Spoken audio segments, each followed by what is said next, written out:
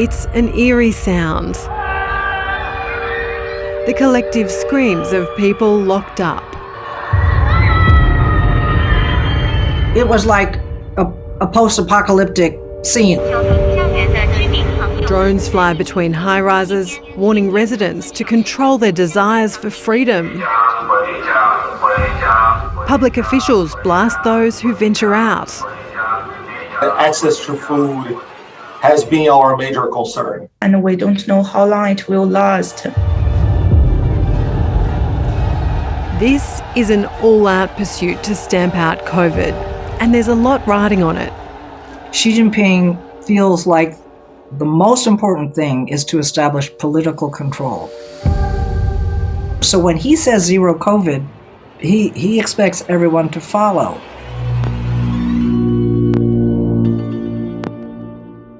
Shanghai is a wealthy cosmopolitan city. It's the financial hub of China and home to 25 million people. But since late March, it's been locked down with tens of thousands of cases a day.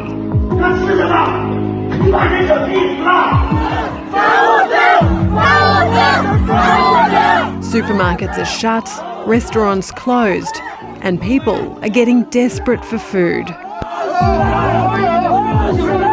There are three ways to get food. One is government packages. They are welcome, but they are not enough.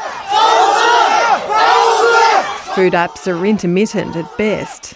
I would spend hours scouring the apps. I will try to click on everything that I can, and if I'm fast enough, I get it. If I'm not fast enough, I don't get it. Wealthier residents are forming bulk buying collectives in their buildings and bringing in food by the truckload from wholesalers. So yesterday, we were able to place orders on bread and some pork that hopefully is going to arrive today or tomorrow, but we don't know. There's a real fear about what happens if you test positive. Children were initially separated from their parents, but now everyone's taken to mass quarantine centres. In late March, Leona Cheng tested positive to COVID. And at night, the ambulance arrived and took me to the Fangchang hospital.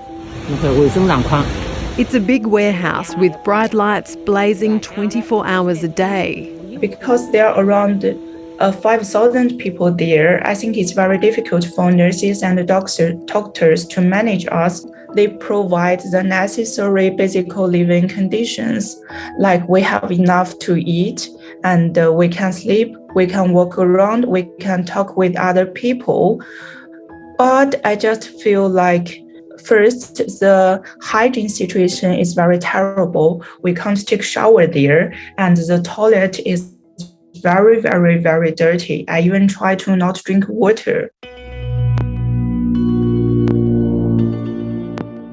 Zero COVID, meaning stamping out every instance of COVID, is unwinnable. But it's President Xi Jinping's personal mission. A lot of Chinese I know, they believe that there's a political component to what's happening. Later this year, he'll seek a third term in office, paving the way for him to become leader for life. And it also can be a message to everyone in Shanghai from the leaders in Beijing. We in Beijing, we are the ones calling the shots. If we want to lock you down, you are locked down. It could be a tough year in China. The war in Ukraine will drive up food prices and the economy is under pressure. But as the rest of the world opens up, Xi Jinping is betting his future on the success of COVID zero. I think Xi Jinping will opt to establish total control politically, even if it means economic loss. And that's, of course, a big gamble, a really big gamble, because he might not be right in assessing the risk of that.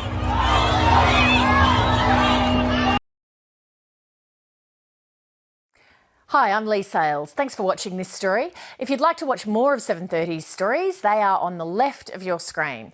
And tap on the button below to subscribe and get the latest from ABC News.